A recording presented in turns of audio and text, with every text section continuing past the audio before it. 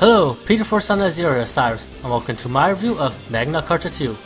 Well, as I'm preoccupied with Kuni and Final Awakening, I had a bit of difficulty thinking of what game I should be reviewing next.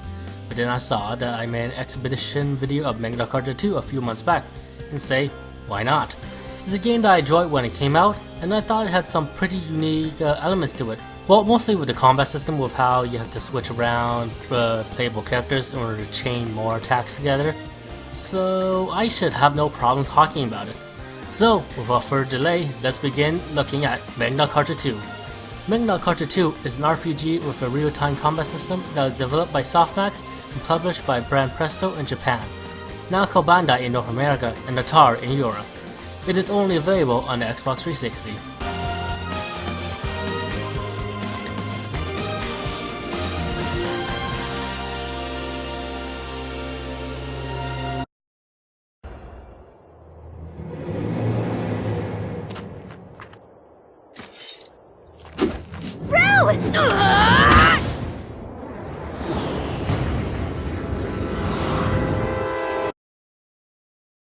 Graphically, the game looks pretty good when it first came out on the Xbox 360. Character model looks great, and overall environments also look pretty decent. There are a few texture problems here and there, but overall it looks great when it first came out, and the visual still looks pretty decent at the end of the console generation. The overall art style also looks pretty appealing, and while there's not that many variety in environments, the environments still look pretty decent for the most part. Though there's not many towns in this game, so take note. Animation and special effects looks pretty good for the most part, and the special attacks you can do in battle for the most part looks awesome, though they can be a bit long as well. The in-game cutscenes also look pretty good as well, and is entertaining to look at when a cutscene does occur. All in all, the visuals are pretty good for what they are, and I don't really have a complaint about them. Story-wise, I think it was pretty good.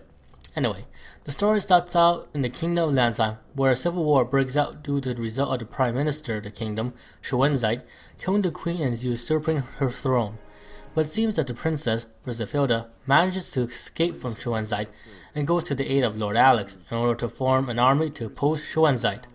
This results in the creation of the Northern Forces, which consists of Schwenzeit forces, and the Southern Forces, which consists of Rizafilda and Alex's forces. You play as somebody totally outside of this conflict at first. You play as Juto, who's a pretty carefree young boy who has amnesia. Yes, I know, amnesia, yada yada. And who's just living his days off on Highwind Island as an ordinary person. Well, maybe a bit too carefree for some people. Yeah, rest in peace.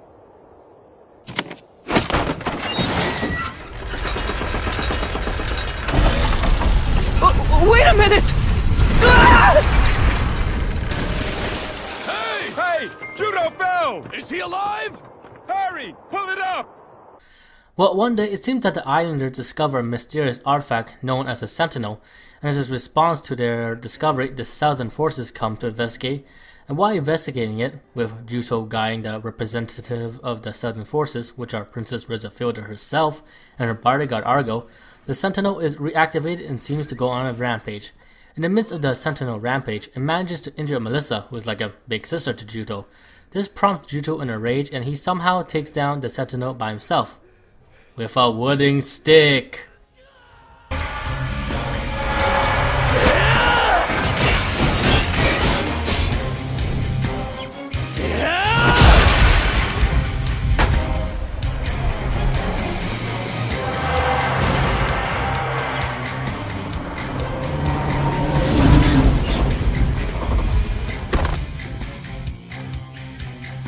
So yeah, seems like Juto is not an ordinary person.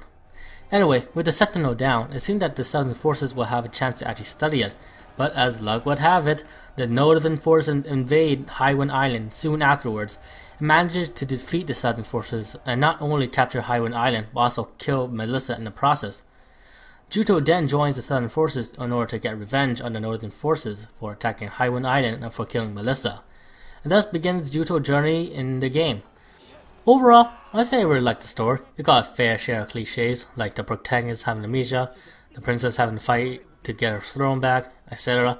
But the cliche isn't overbearing, and there are some plot twists in the game itself that will make the story pretty interesting throughout the game. especially at the second half. And I do find the ending is pretty unique as well, in terms of RPG endings. Well, most of the ending.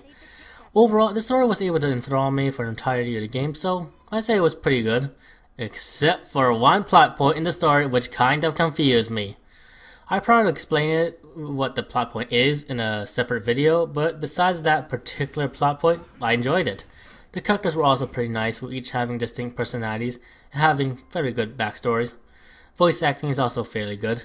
There is misdirection in some of the lines here and there. Overall, it's pretty good. And if you watch a lot of anime, like me, you probably recognize a lot of the voices of this game. John Young Bosch as Juto, Michelle Ruff as Princess Rizafilda, Rue Lodenwall as Corcel, Jameson Price as Argo, Steve Bloom as Shuenzite, and etc. Soundtrack is standard. It's composed by Soon Wong Jung and Ro Hyung Woo. Yeah, I'm probably butchering their names. Anyway, overall, the music in the game fits the situation when each individual track plays out, but isn't really a track you go out buying a soundtrack for. Except for the Sentinel track. I love that track. Overall, the presentation side of Magna Carta 2 is pretty solid. The visuals looks great when it first came out, and it still looks pretty good now. Story is pretty interesting, even though there is one plot point that bothers me.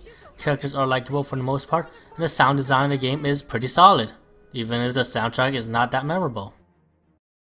Gonna be strong! Juto. This is my power!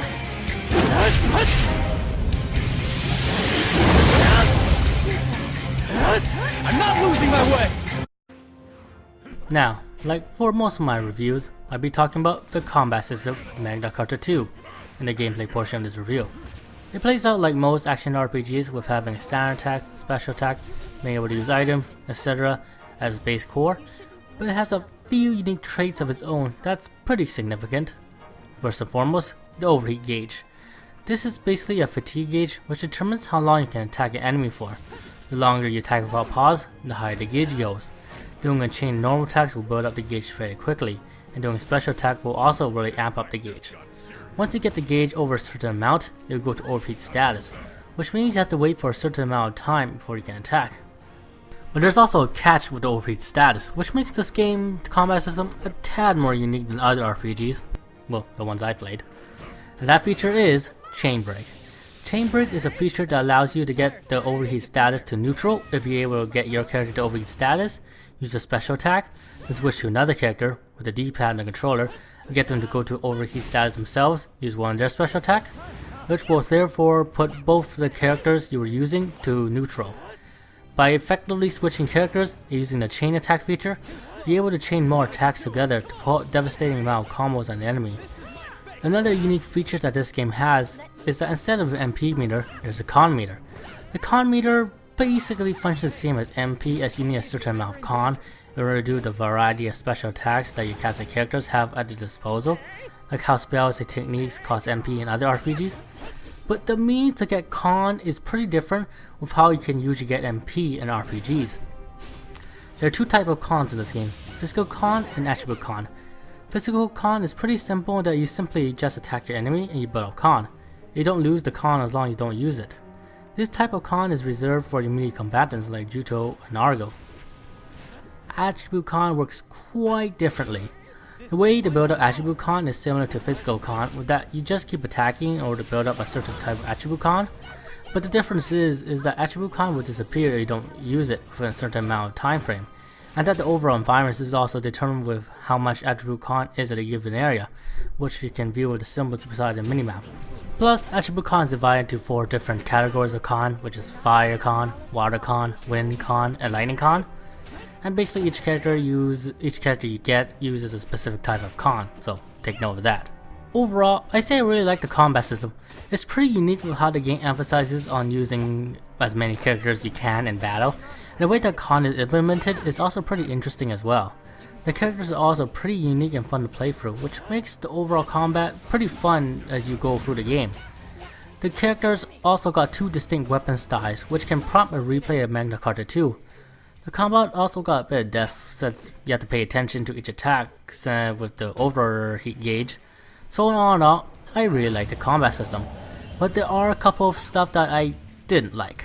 Firstly, the overall pacing of the combat can be a tad slow at times, especially at the start when you have no allies, so you basically have to attack, wait till the overheat gauge is like low or neutral, and then attack again. Second issue is how attribute con is implemented. I do like how it's pretty unique with how attribute con is determined by the environments, but I also don't like how attribute con will disappear after a certain amount of time, which will mean you won't really have much opportunity to do the more powerful special attacks that requires pretty high amount of attribute con. I guess you can get specific commons, which are basically items which can raise con, but the process of getting commons is rather tedious.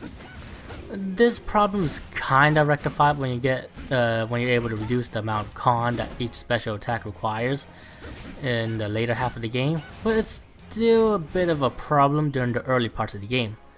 But besides those two parts, I say I like the combat system of the game. The leveling system in Magna Carta 2 is fairly traditional in that you simply get enough experience to level up, which will automatically increase your stats and give you SP. Speaking of SP, I go into the skill system next. The skill system is basically a leveling skill tree for certain type of weapons each character can use, which will increase certain stats or give you access to more special attacks. Overall, the skill system is pretty good progression system to go with the traditional leveling system. Customization wise, I say it's standard with most console-style RPG, though there is the common system which will give you a bit more customization with being able to put gems or commons into certain weapons in order to improve their effectiveness, especially useful in the later half of the game when you get commons which reduces con consumption. And the skill system is also pretty good customization as well. Exploration wise, it's fairly linear, but there is a bunch of side quests you can do in the game itself. Though do note that the side quests are kinda linked to the story, so if you're going for the story, you might lock out some side quests, so take note of that. The dungeons in this game are also fairly standard, except for the last dungeon. I hate that dungeon. So confusing. So, yeah. Difficulty wise, I found standard. But take this with a grain of salt, since I kinda made the game harder for myself, trying to upgrade both weapon skill tree in the playthrough of a game. So yeah. And I also didn't know you can upgrade already purchased skills. So that made things a lot harder for me probably. But still, there is a major difficulty spike when you go to the final dungeon. Well, mostly got to do with the boss that appears before the final dungeon, not in the final dungeon themselves. That boss. Ugh. Likewise, the game took me about 35 to 40 hours to complete, which is fairly standard for an RPG. So, overall, I really enjoyed the overall gameplay of Magna Carta 2. The combat system is pretty unique and fun, progression system is fairly good, and there is decent customization. There are some flaws like how attribute con is implemented, or the overall pacing of the combat, but I still had fun with the game.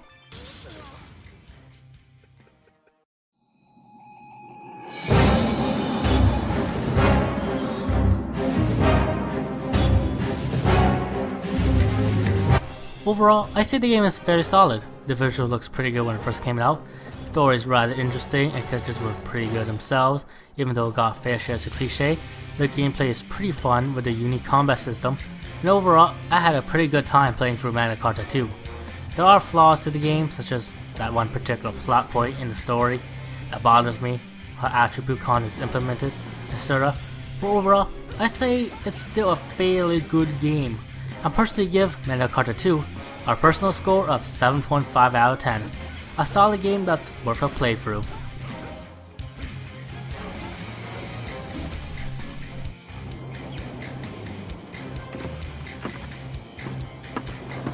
Falcon Punch!